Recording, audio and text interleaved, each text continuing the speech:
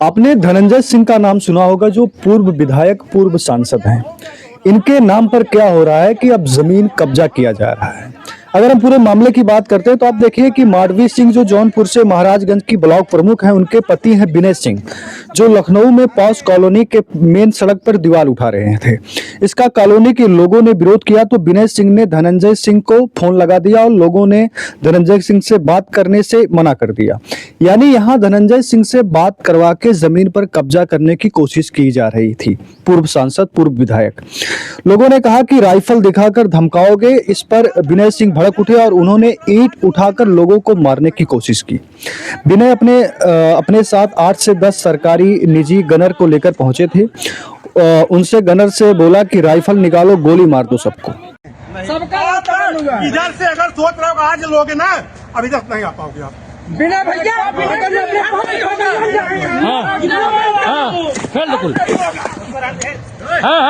जाने ब्लॉक प्रमुख। इसके बाद कॉलोनी में भगदड़ मच जाती है। मामला सोमवार को 29 दिसंबर के शाम सुशांत गोल्फ सिटी थाना क्षेत्र में सुशासिता सिटी कॉलोनी का है। मंगलवार को कॉलोनी के लोगों ने पुलिस कमिश्नर अमरेंद्र कुमार सेंगर से मुलाकात की और उस दिन घटना का वीडियो भी उनसे शेयर किया गया। इसके बाद कमिश्नर के आदेश पर पूर्व सांसद धनंजय सिंह, विनय सिंह और 8 से 10 लोगों के खिलाफ गंभीर धाराओं में मुकदमा दर्ज किया गया। इंस्पेक्टर उमेंद्र सिंह को लाइन हाजिर कर दिया गया। इंस्पेक्टर केवल आरोपी विनय सिंह की शिकायत पर कॉलोनी वालों पर एफआईआर कर दी गई थी। यानी कि विनय सिंह जब जमीन पर कब्जा करने के लिए जाते हैं तो लोगों ने उसका विरोध किया, क्योंकि वहां से सड़क गई थी, वहीं से लोग आते जाते थे।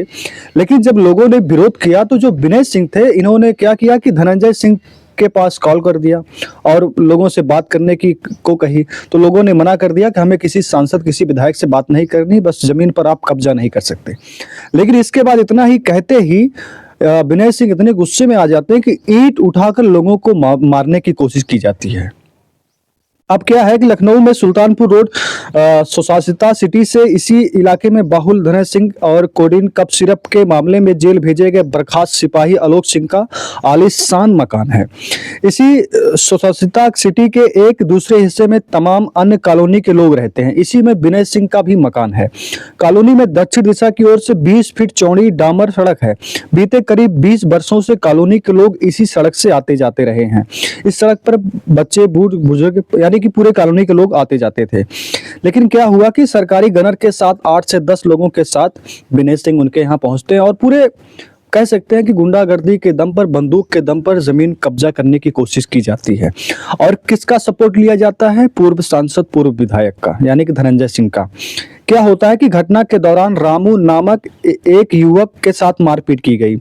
आरोप है कि उसे जाति सूचक गालियां भी दी गई। जान से मारने की नीयत से उस पर हमला किया गया, जिससे वह बेहोश होकर गिर गया। कॉलोनी वासियों ने उसे पानी के छींटे मारकर उसको होश में लाया।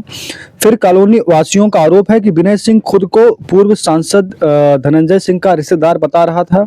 लोगों को डराने के लिए फोन से उससे बात करवाने की धमकी दे रहा था। घटना के समय पर भी फोन पर बातचीत कराकर जान से मरवाने की धमकी दिलाई गई। पीड़ितों के अनुसार इससे जुड़े वीडियो उनके पास हैं मौजूद, अब जो सोशल मीडिया पर वायरल हो रहे हैं। इस जमीन विवाद में दोनों पक्षों की ओर से मुकदमा दर्ज किया गया। जानकारी के अनुसार विनय सिंह ने पहले एफआईआर दर्ज कराई थी। इसके बाद सोमवार को कॉलोनी से कौशल तिवारी लोगों की शिकायत लेकर पुलिस कमिश्नर के पास पहुंचे तो मुकदमा दर्ज कराया गया। पुलिस का कहना है इस मामले की जांच दोनों एफआईआर के आधार पर की जा रही है। यानी कि विनय सिंह के सपोर्ट पर जब वहाँ स्थानीय जो पुलिस थाना है वहाँ से एफआईआर करवाई जाती है। एफआईआर किनके ऊपर होती है? उन लोगों के ऊपर हो जाती है जो इस जमीन कब्जे को लेकर विरोध कर रहे थे। लेकिन फिर जब कमिश्नर तक मामला जाता है, फिर इसके बाद धनंजय सिंह, विनय सिंह और अन्य 8 से 10 लोगों के खिलाफ मुकदमा दर्ज किया जाता है, एफआईआर की जाती है। लेकिन सबसे बड़ी बात यह है कि किसी विधायक, किसी सांसद को लेकर और किसी का नाम लेकर जमीन कब्जा करना कितनी बड़ी बात है। विधायक अगर हम बात करें तो विधायक सबसे पहले 2007 में विधायक बने थे जेडीयू, यानी कि नीतीश कुमार के पार्टी से विधायक बने थे। 2007 में ये बसपा से शायद विधायक बने थे और 2009 में ये जौनपुर से सांसद हुए। अगर हम देखें तो 27 साल की उम्र में धनंजय सिंह की बात हो रही है। 27 साल की उम्र में पहली बार चुनाव वो रारी विधानसभा जो जौनपुर से है वहां से जेडीयू के प्रत्याशी थे और चुनाव जीते। 2000 लोकसभा चुनाव में 2009 में ये जौनपुर से सांसद बने, लेकिन बसपा से 2011 में बसपा से इन्होंने मायावती ने इन्हें अपनी पार्टी से निकाल दिया। 2014, 2017, 2022 में ये लोकसभा चुनाव और विधानसभा चुनाव लड़ते रहे, लेकिन लगातार जनता इनको नकारती रही। इसी तरीका का काम रहा होगा शायद लोगों की जमीनों पर कब्जा करने का। लेकिन ये विनय सिंह अपना धनंजय सिंह से नजदीकी रिश्तेदार बताकर लोगों की जमीन पर कब्जा किया जा रहा था। सोचिए, ये मामला होता है, यानी कि आप किसी विधायक, किसी सांसद का नाम लेकर किसी की जमीन पर कब्जा कर सकते हैं। ये पूरा मामला है। आपकी जो राय कमेंट में जरूर बताइएगा, और मुझे जहां तक लगता है इस मामले की अच्छे से जांच होनी चाहिए और लोगों को न्याय मिलना चाहिए। धन्यवाद।